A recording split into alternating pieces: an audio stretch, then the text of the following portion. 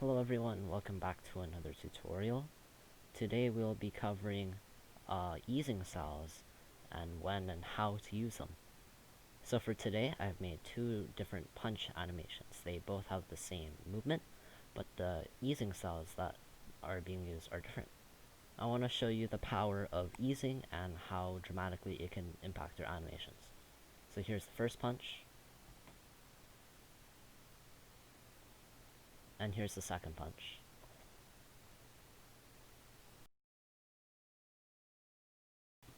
Now I want to clarify that both of these animations are taking the same amount of time and the keyframes are in the exact same position.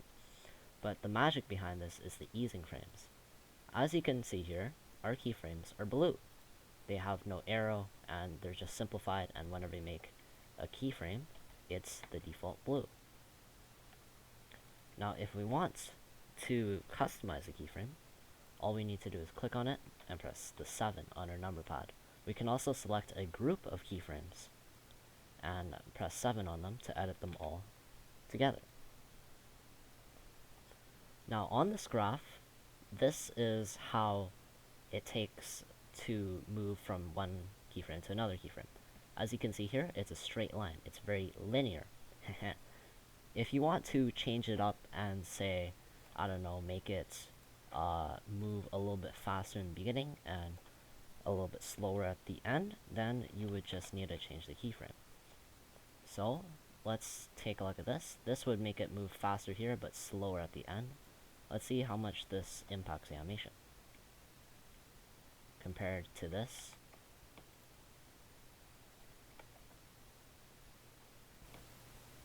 As you can see, these are very different and they have their own sense of unique flair.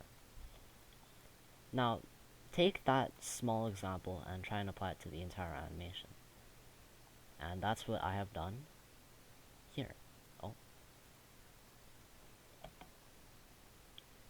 This has all types of easing styles in it. This one is cubic, and these names, I'm gonna be honest here, you don't really need to memorize them. All you need to look at is the graph and see how steep you want of a change for whenever you want the difference for the animation. On the keyframe, you can see that there are arrows on them. If the arrow is facing left, then the easing style is in.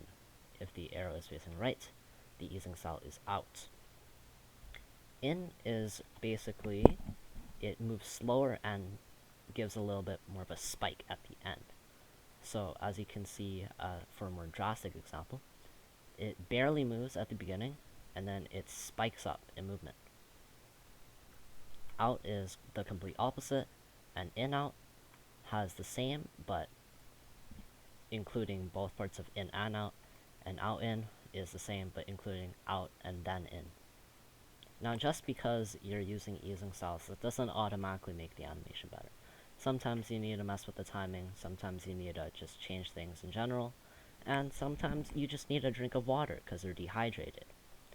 And changing the easing style is not always better. For example, here I've left the linear option here because I believe that the linear part looked a little bit better. And that's just my personal preference as an animator. You can have your own preference on whatever easing style you want to use. For example, a lot of people just like to say, oh, use sign and it fixes everything, it's a band-aid. But I disagree with that. Now, mastering these easing styles are essential for any animator, and even I have not perfected them as I am horrible. But over time, you'll slowly get the gist of it.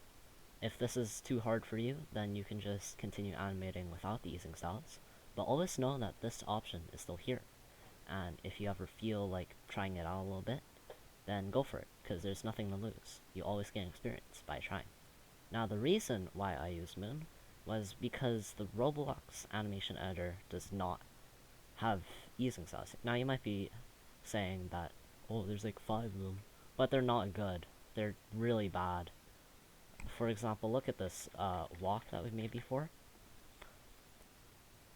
If we take a look at this, oh, and by the way, you can just right click on the keyframe for this one. There is a whole 5. You have linear, which is normally used, constant, which teleports it, so instead of making any transition, it makes a direct movement, just one frame. This is also in the Moon Animator. Or, if Cubic. Cubic is a bit iffy. I'm gonna demonstrate what it looks like.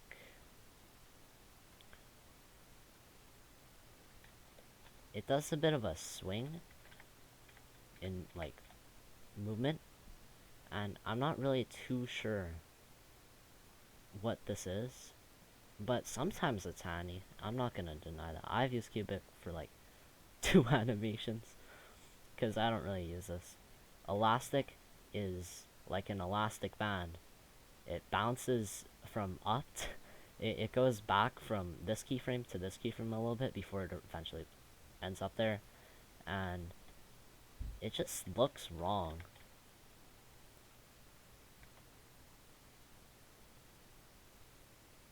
There's just too much of a jump here. And then you finally have bounce, which, as the name entails, it bounces. Doesn't bounce in a very smooth way, so if you really want to do a bounce, it's probably better to animate it by hand instead of using the bounce feature, but up to you. You also have your classic little easing directions, but there is no out in, only in outs, which if you really care about it, you care about it. So this might be making Moon Animator just look more appealing, and that's because it is. It's just much easier to animate with Moon than it is to with the animation editor. You just have so much more freedom with easing sounds. But the one caveat you have is this. Oh, this. If you look at the Explorer, which I'll show here, you have an entire model that stores all the animations in there. And if you're trying to do commission work and you're just giving away animations, it's just easier to use this dummy and have them save their own animations here. If you were to, however, just go into Moon Animator saves, sure, they are named, but they aren't specific to any dummy. So for organization purposes, I normally like this format better, but if your client or you just have higher standards, then it's better to go with Moon. Well, that's all I have for today. If you have any questions, please leave them in the comments below. I'll try and answer as many as possible to the best of my ability. Until then, see ya.